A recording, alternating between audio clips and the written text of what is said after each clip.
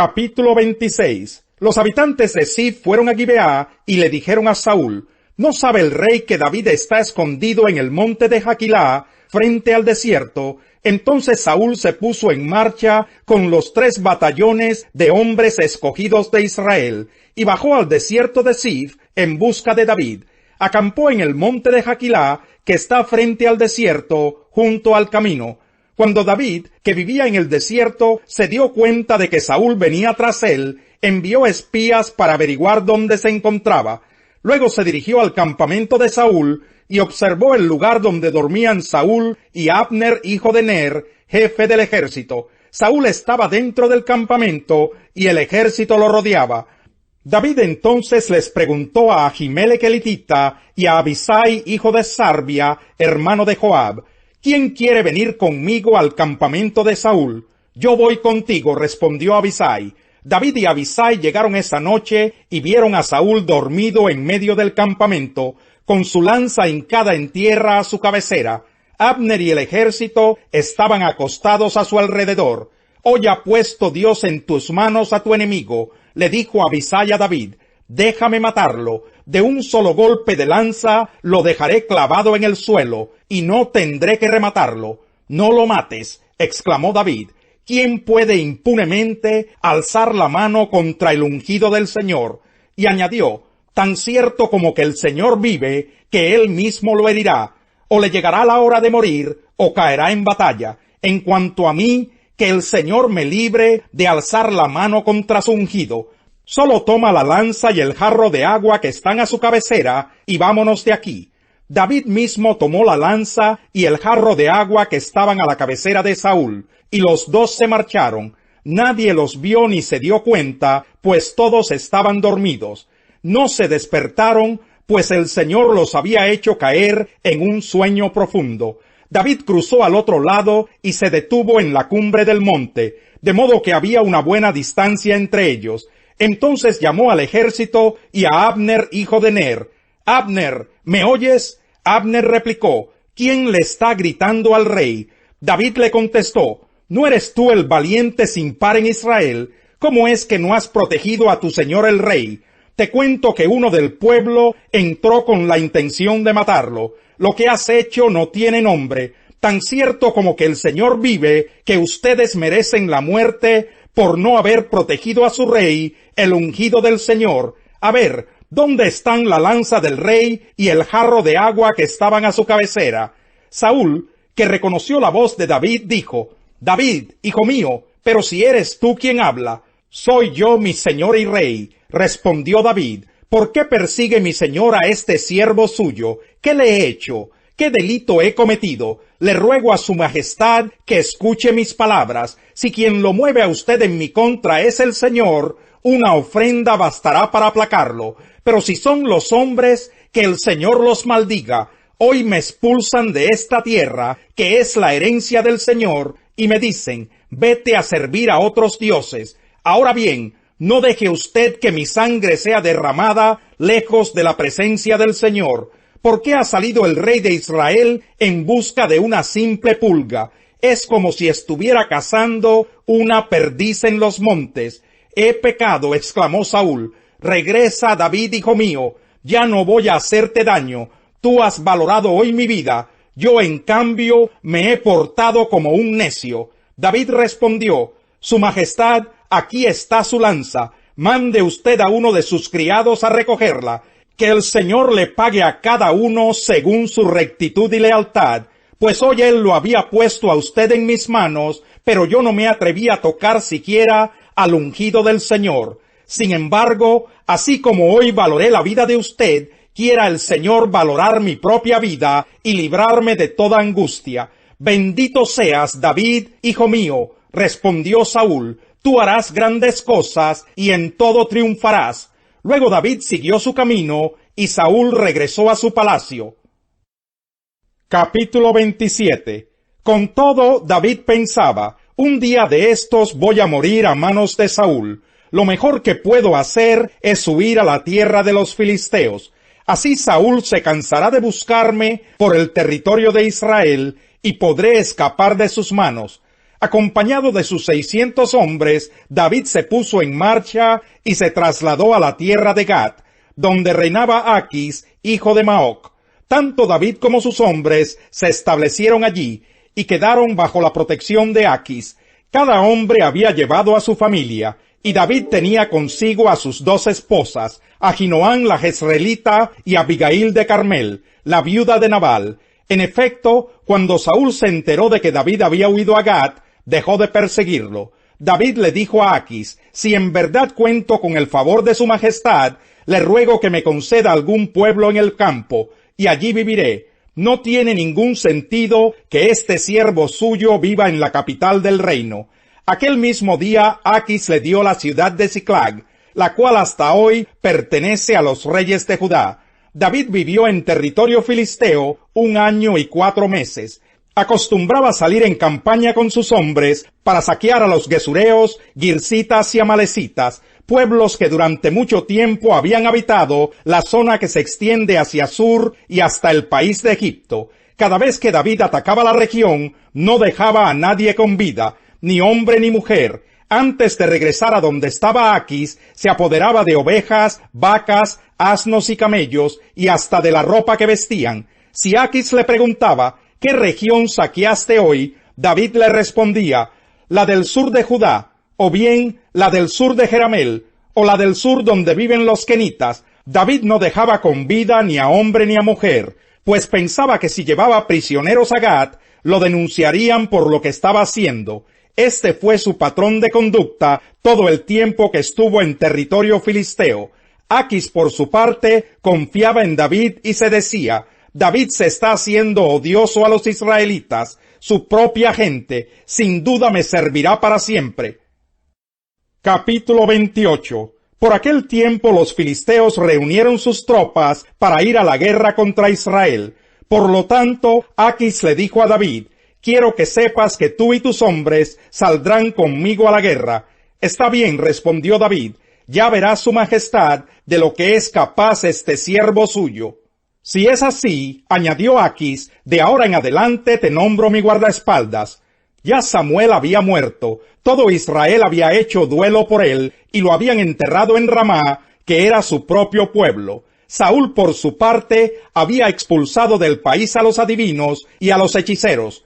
Los filisteos concentraron sus fuerzas y fueron a Sunén, donde acamparon. Saúl reunió entonces a los israelitas y armaron su campamento en Gilboa. Pero cuando vio Saúl al ejército filisteo, le entró tal miedo que se descorazonó por completo. Por eso consultó al Señor, pero él no le respondió ni en sueños, ni por el Urim, ni por los profetas. Por eso Saúl les ordenó a sus oficiales: búsquenme a una adivina para que yo vaya a consultarla. Pues hay una en Endor, le respondieron. Saúl se disfrazó con otra ropa y acompañado de 2 hombres se fue de noche a ver a la mujer. Quiero que evoques a un espíritu, le pidió Saúl. Haz que se me aparezca el que yo te diga. ¿Acaso no sabe usted lo que ha hecho Saúl? Respondió la mujer. Ha expulsado del país a los adivinos y a los hechiceros. ¿Por qué viene usted a tenderme una trampa y exponerme a la muerte? Tan cierto como que el Señor vive, te juro que nadie te va a castigar por esto, contestó Saúl. ¿A quién desea usted que yo haga aparecer?, preguntó la mujer. Evócame a Samuel, respondió Saúl. Al ver a Samuel, la mujer pegó un grito. Pero si usted es Saúl, ¿por qué me ha engañado?, le reclamó. No tienes nada que temer, dijo el rey. Dime lo que has visto. Veo un espíritu que sube de la tierra, respondió ella. ¿Y qué aspecto tiene? El de un anciano que sube envuelto en un manto. Al darse cuenta Saúl de que era Samuel, se postró rostro en tierra. Samuel le dijo a Saúl: ¿por qué me molestas haciéndome subir? Estoy muy angustiado, respondió Saúl. Los filisteos me están atacando y Dios me ha abandonado. Ya no me responde ni en sueños ni por medio de profetas. Por eso decidí llamarte para que me digas lo que debo hacer. Samuel le replicó: pero si el Señor se ha alejado de ti y se ha vuelto tu enemigo, ¿por qué me consultas a mí? El Señor ha cumplido lo que había anunciado por medio de mí. Él te ha arrebatado de las manos el reino y se lo ha dado a tu compañero David. Tú no obedeciste al Señor, pues no llevaste a cabo la furia de su castigo contra los amalecitas. Por eso Él te condena hoy. El Señor te entregará a ti y a Israel en manos de los filisteos. Mañana tú y tus hijos se unirán a mí, y el campamento israelita caerá en poder de los filisteos. Al instante Saúl se desplomó, y es que estaba lleno de miedo por lo que Samuel le había dicho, además de que se moría de hambre, pues en toda la noche y en todo el día no había comido nada. Al verlo tan asustado, la mujer se le acercó y le dijo: yo, su servidora, le hice caso a usted, y por obedecer sus órdenes me jugué la vida. Ahora yo le pido que me haga caso a mí. Déjeme traerle algún alimento para que coma. Así podrá recuperarse y seguir su camino.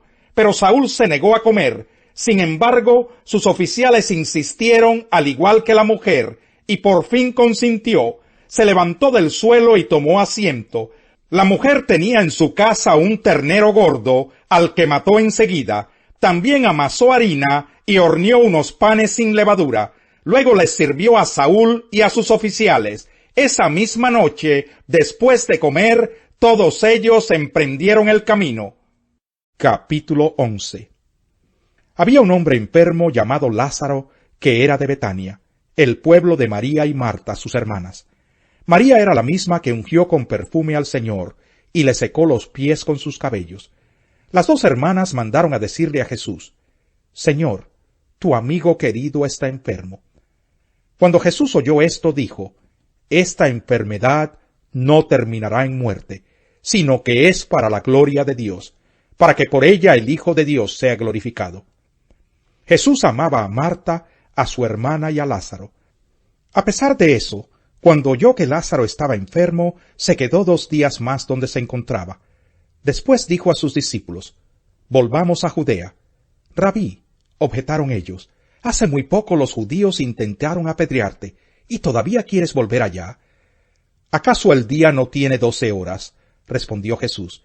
El que anda de día no tropieza, porque tiene la luz de este mundo, pero el que anda de noche sí tropieza, porque no tiene luz. Dicho esto, añadió: nuestro amigo Lázaro duerme, pero voy a despertarlo. Señor, respondieron sus discípulos, si duerme, es que va a recuperarse. Jesús les hablaba de la muerte de Lázaro, pero sus discípulos pensaron que se refería al sueño natural.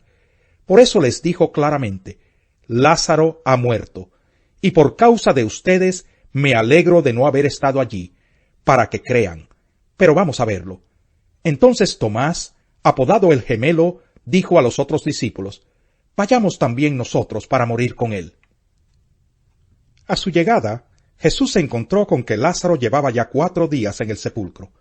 Betania estaba cerca de Jerusalén, como a 3 kilómetros de distancia, y muchos judíos habían ido a casa de Marta y de María a darles el pésame por la muerte de su hermano.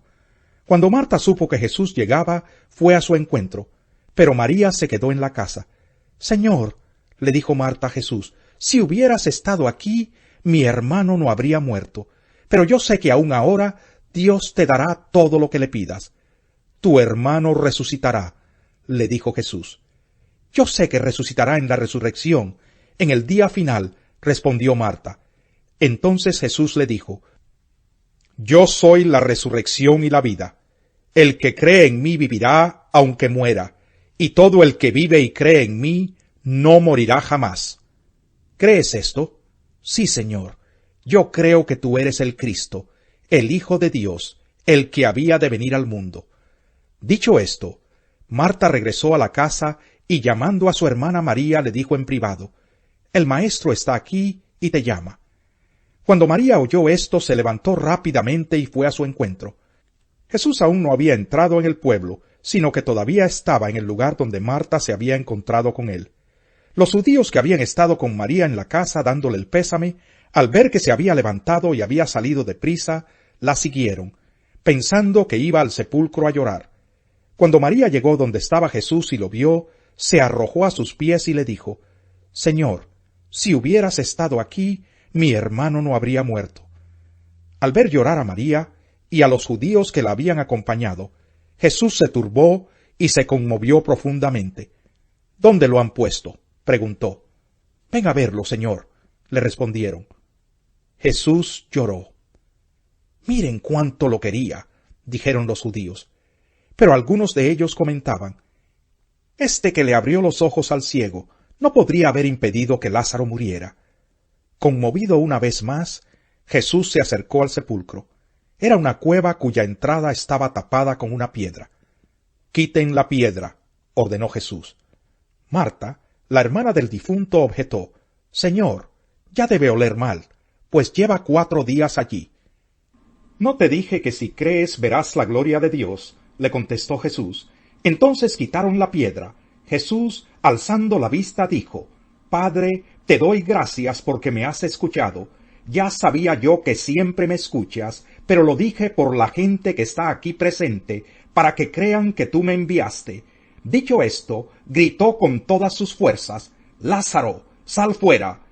El muerto salió con vendas en las manos y en los pies, y el rostro cubierto con un sudario. Quítenle las vendas y dejen que se vaya, les dijo Jesús.